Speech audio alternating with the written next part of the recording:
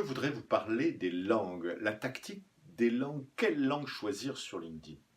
Autrefois, il y a 3 ans, 4 ans, 5 ans, quand on venait sur LinkedIn, par opposition à Viadeo, eh bien sur LinkedIn, on mettait son profil en anglais, alors que Viadeo, on le faisait en français. Bon, Viadeo est mort.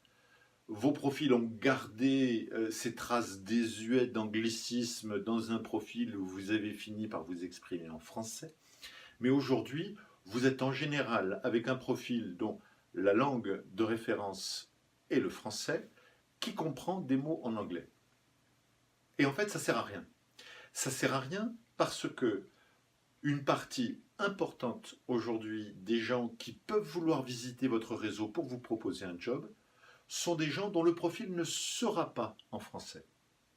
Et en fait, ils verront votre profil uniquement si vous avez un deuxième, troisième, quatrième profil qui est paramétré sur leur langue.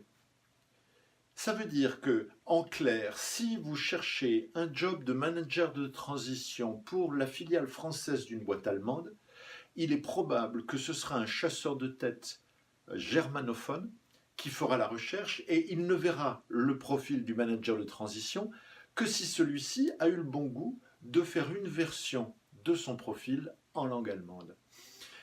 La réflexion sur la langue de votre profil ne doit pas se limiter donc à la langue que vous maîtrisez, mais à la langue que doit utiliser la personne qui va vous chercher pour le compte de votre futur recruteur. Pour info, en Europe, l'anglais représente 50% des profils dans les grandes entreprises et en Belgique, l'anglais représente 50% des profils. En Suisse, l'allemand et l'anglais font jeu égal autour de 40% des profils.